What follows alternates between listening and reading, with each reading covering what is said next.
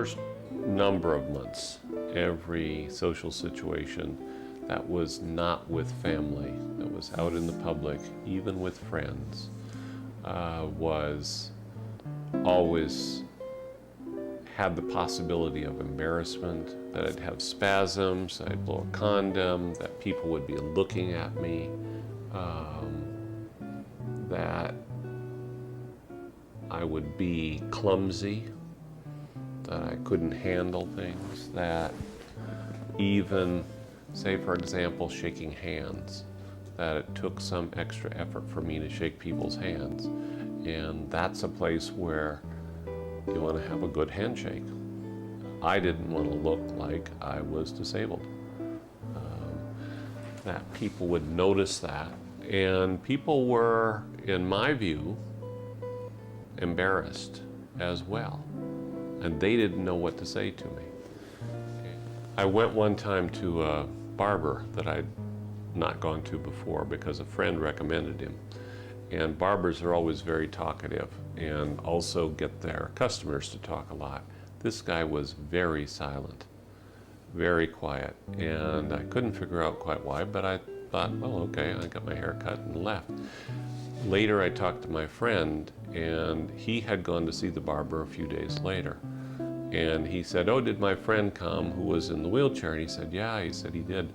But he said, I didn't know what to say to him. So I was afraid if we talked about sports or something, he'd get depressed or feel awful. I learned in that process that one of the things that I had to do was to give people something to talk about other than my disability. So I had to give people topics of conversation or lead them. A social situation that did happen one time that was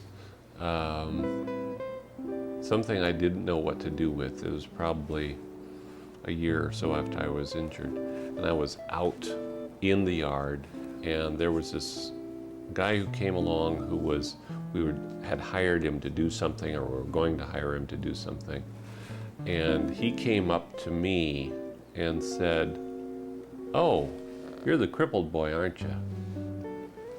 And I remember being just kind of stunned. It was sort of like nobody had ever said anything like that to me. And I said, well, I'm in a wheelchair, yeah. But I wasn't kind of going to allow him to call me a cripple, which at that time had a pretty negative connotation, and made me realize, once again, it was a reminder of how some people would view me, and especially older people, people who were in their 50s or 60s or 70s. To me, that was a lot older at that time, and that I was an object of pity, probably not ever disdain, but pity. And I think it made me more determined not to be piteous. I've thought about what would be good advice for people to receive before they left the hospital. I'm not sure that people would listen to that. I'm not sure I would have listened to it.